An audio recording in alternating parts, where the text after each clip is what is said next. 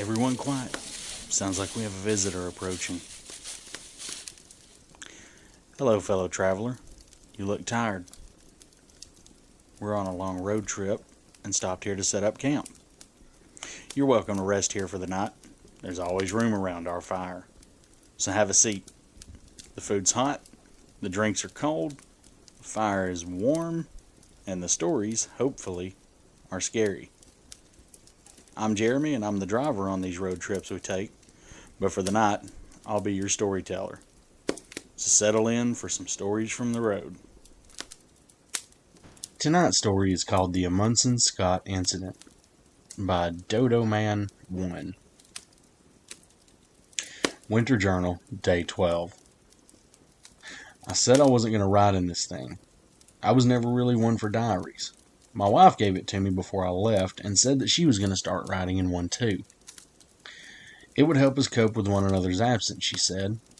I guess she knew I would need it. Right as always, Diane. I didn't write anything during the summer season. Too busy, I guess. Always working. There'll be less to do over the winter, I'm told. We just keep the place up and running until next summer season. I'll write during the off times. The reason I started writing is they had the annual double feature a few nights ago. It's a tradition here.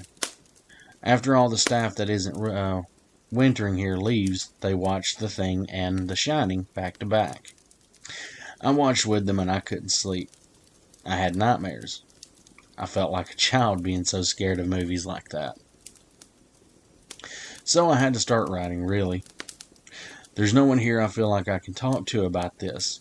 All my good friends have left for the winter, and there's only a few dozen people here now, and I don't really know any of them all that well. I miss my wife already, but dwelling on that will only make the winter seem longer. Winter Journal, Day 20. Remembering to write is going to be a challenge, I can tell already. Because it wasn't challenging enough living in the Antarctica in winter, right? Getting a regular schedule of sleep is even difficult when the night lasts 6 months. Really great for when you've been having nightmares, by the way. I can't even get any research done. I've been monitoring the climate for the past 11 days as part of a study on climate change. Monday, cold. Tuesday, cold. Wednesday, cold. And so on. On the plus side, we saw some penguins outside today. That's a first. They usually don't come inland this far. Some of us are joking about going outside and playing with the penguins, but that senior scientist, Joseph Johnston, something with a J, I'll call him Johnston, gave us a talk about how dangerous that would be. I never liked Johnston. No sense of humor. Winter Journal, Day 27. Still cold. No change there. A penguin got into the station the other day. Some of the support staff panicked and had us all go check every inch of the station for an unlocked door or broken wall panel that a penguin could have gotten in through, to make sure we wouldn't all freeze to death. We didn't find anything. One of the other scientists, Winstead, tried to convince everyone that we should keep it. Johnston shot the idea down. He said that we don't have the proper environment to care for a penguin. We let it go outside. I watched it for a while. It wandered around, not going anywhere in particular for about 15 minutes. I stopped watching after that. Day 35. I'm noticing something about the weather. It's still cold, obviously, and it has been since the winter started, and it keeps getting colder. The temperature has gone down an average of 0.7 degrees Celsius every day. It's currently 47 below. Probably not indicative of anything major, just things getting worse. The penguin got back in today. No one knows how. The support staff sent us on a hunt for breaches again. Still nothing. It walked up to me while I was checking a door. It got within a foot of me and cocked its head like it were wondering what I was doing. I had to wonder what it thought of the station and of humans. It had probably never seen humans before. We got it back outside again. Winston didn't help us. I think he was serious about keeping it the other day. My nightmares are beginning to go away. Day 45. Temperature continues to drop steadily. 57 below zero today. The penguin got in again.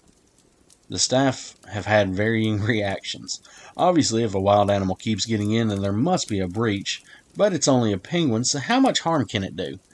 And on and on. Johnston has given up at this point. The penguin comes and goes as it pleases. Winstead is in love with the thing.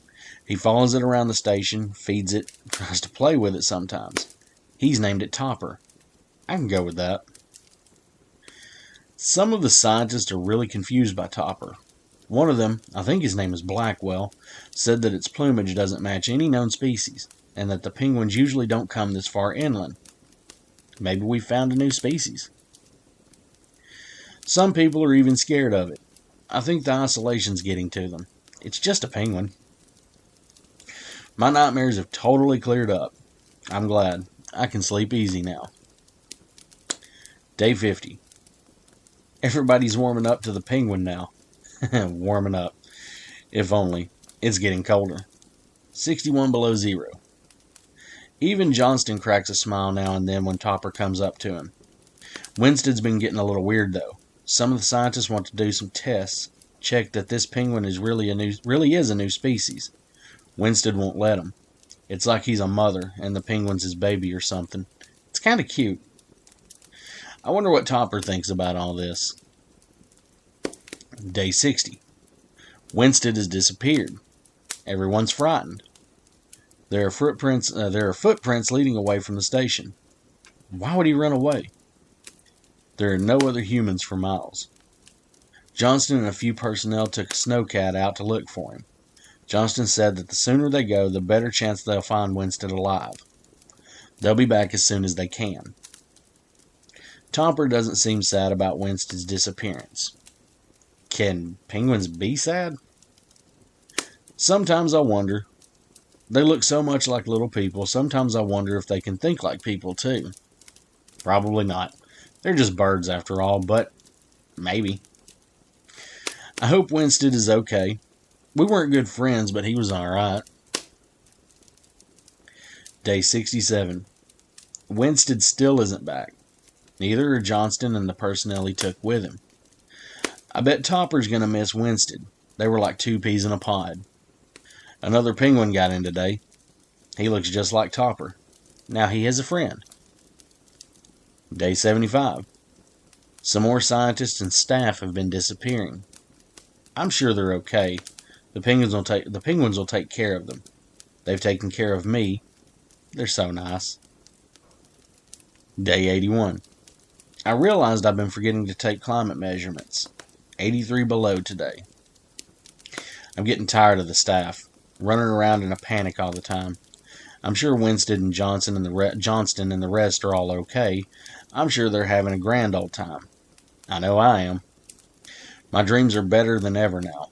I can remember them clearly when I wake up. They always have penguins in them. Day 90. It hit 100 below a few days ago. It stayed there. There are more penguins now. 8, 10. It's hard to count them all. They all move around. I'm glad I can understand them when they talk to each other now. I felt a little left out. Day 100. Day 100 and it's still 100 below. I haven't seen any of the support staff in a few days. Or any of the scientists either. A few days?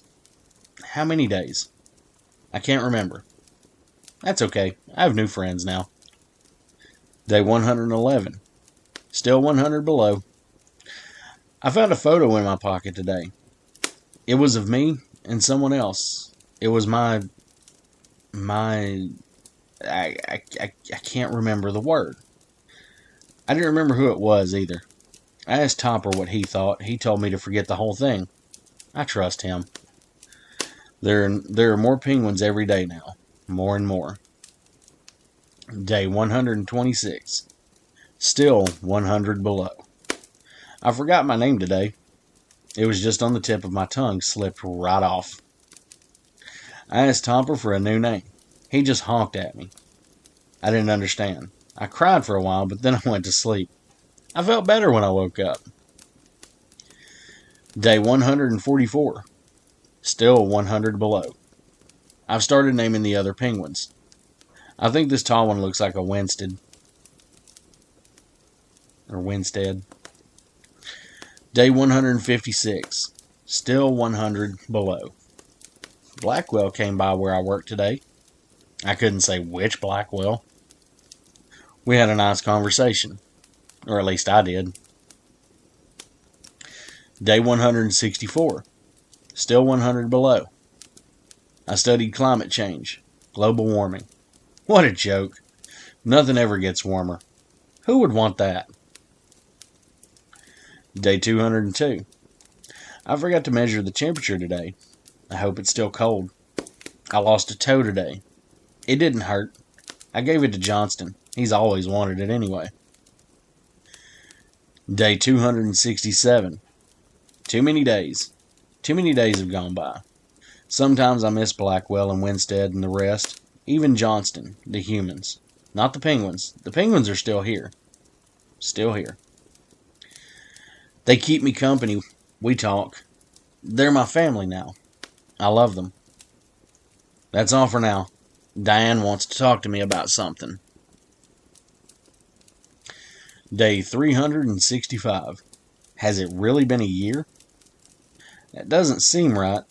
I might have counted wrong. But I hope not. First year with the penguins. Here's to many more. Cheers. Day 445. I think it's my birthday? I wish we had cake. You can't have everything you want. Topper told me so. Day 496. Everyone, let's go build a snowman. Let's make snow angels. Please. Day 655. Not much food left. None for me, anyway. Give it to the penguins. Day 1096. Pick my bones clean, penguins. I love you. Let me be part of you. I love you. I love you all. Memo for Dr. Livingstone from David T. Potts. Subject: the Amundsen-Scott incident. Sir, we've completed our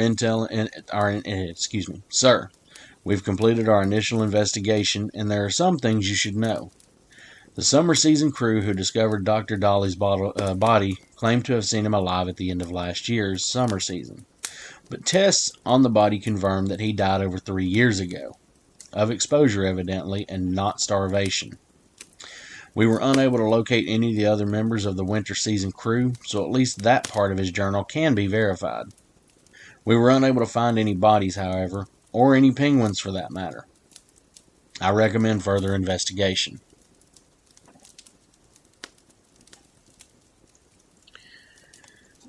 Alright, that was the Amundsen-Scott incident by Dodo Man 1. Let me know what you think. And, if you have a story you want to hear read, holler at me on social media. FMER Podcast on Facebook, FMER Podcast on Instagram, Full Moon Empty RD on Twitter, Full Moon Empty Road on TikTok, and you can drop me a line at fullmoonemptyroad@gmail.com. So, yeah, if you've got one you want to hear read, just reach out to me. Also, reach out to me. Let me know what you think of the short stories. Alrighty. Everybody have a good night and stay warm. And as usual, it's still cold, so we're going to keep that fire burning a little bit higher.